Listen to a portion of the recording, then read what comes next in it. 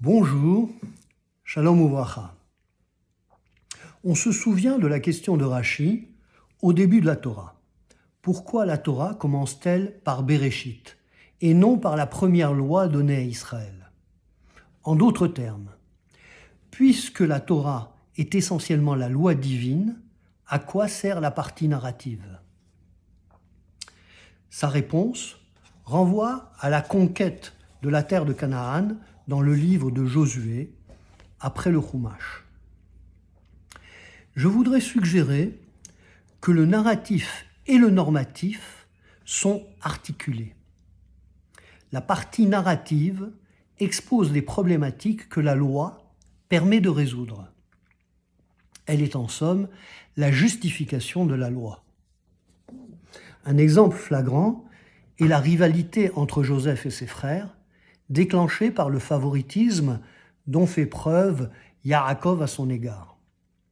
Le Talmud en conclut qu'un homme ne devrait pas favoriser un de ses enfants, car à cause de quelques mesures de tissu, le peuple a été exilé en Égypte.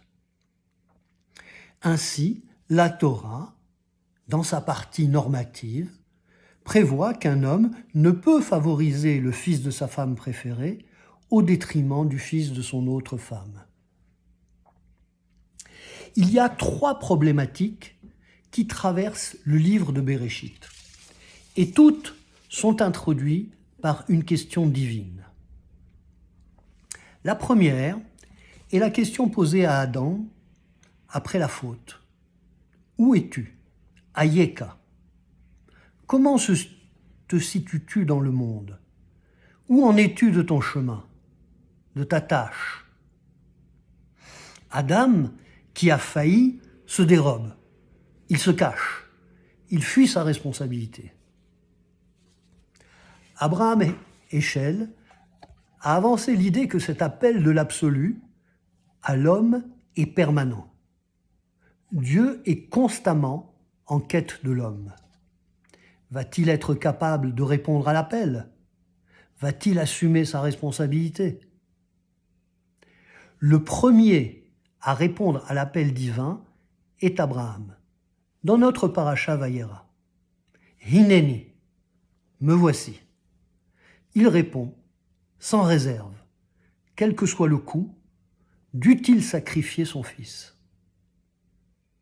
Abraham est le premier homme capable de se tenir droit devant Dieu.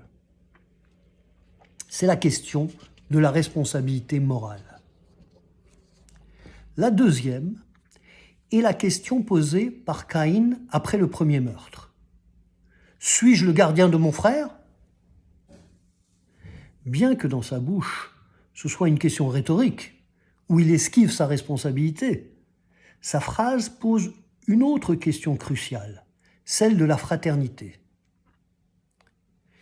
Il faut noter qu'elle vient en réponse à la question divine « Où est Abel ton frère ?» et « Hevel achicha ?» Une fois encore, où? Cette question de la fraternité traverse tout le livre de Bereshit. La rivalité entre frères commence dès les premiers frères, avec Caïn et Abel. Elle se poursuit avec Yitzhak et Ishmaël, puis Yaakov et Esav, et finit avec Joseph et ses frères. La réconciliation arrive à la toute fin de Bereshit, où la fraternité est restaurée. Celui qui répond à la question de Caïn est Yehuda, qui dit en substance « Oui, je suis le gardien de mon frère. Je suis même davantage, je suis son garant. Ma responsabilité est totale. » Il est prêt à tout sacrifier pour son frère Benjamin. La troisième question est plus difficile à détecter dans le texte, mais la problématique est visible. C'est la question de la transmission. Elle est illustrée de façon dramatique par le fait que toutes les matriarches sont stériles. Dans les chapitres 10 et 11, on lit de longues listes d'engendrements. Shem, Arparchad, Shalach, etc. Et puis, Sarah était stérile, elle n'avait pas d'enfant. Pourquoi? Sans doute pour nous indiquer qu'il est facile de procréer, mais il est difficile de transmettre. À chaque fois qu'il y a enjeu, il y a obstacle. Or, pourquoi Abraham a-t-il été choisi? Si je l'ai distingué, c'est pour qu'il prescrive à ses fils et à sa maison après lui d'observer la voie de l'Éternel pour faire la vertu et la justice. Ki yeda'ativ למען אשר יצווה את בניו ואת ביתו אחריו, ושמרו את דרך השם לעשות צדקה ומשפט. Encore dans notre paracha. Il a été choisi précisément pour sa capacité à transmettre la direction après lui. Et là, au moment où les anges vont annoncer que Sarah va avoir un fils et qu'il y a possibilité de transmission, arrive encore la question « Aïe, où est Sarah ta femme ?» Vayomeru elav, Aïe Sarah ishtecha. Et la réponse est aussi « Hine ».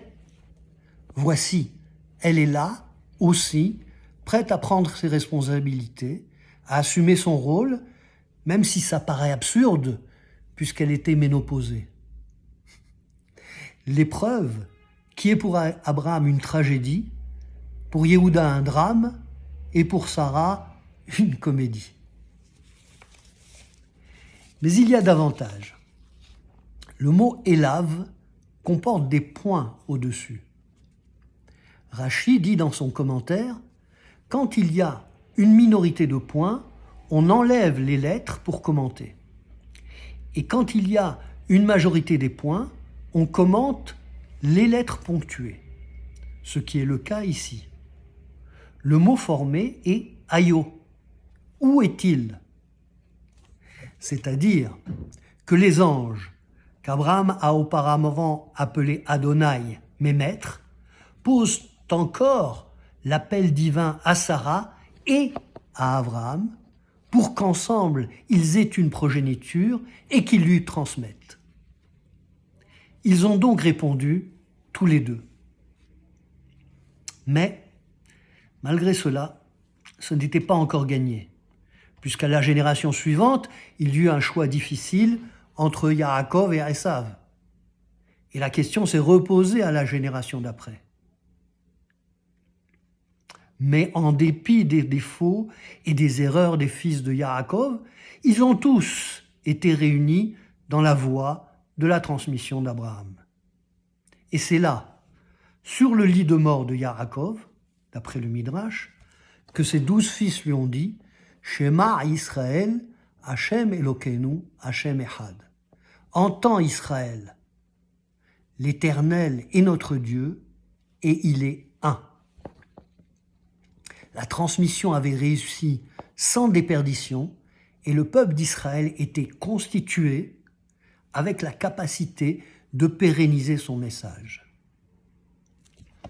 On voit donc que le livre de Bereshit est sous-tendu par 3 problématiques essentielles, qui sont toutes exprimées par la question « Aïe » où le positionnement de l'humain par rapport à l'absolu, la solidarité de l'humain avec son frère humain, l'union de l'homme et de la femme pour transmettre à leurs descendants. Notre paracha, Vayera, est un nœud important dans ce triple fil narratif. Shabbat Shalom.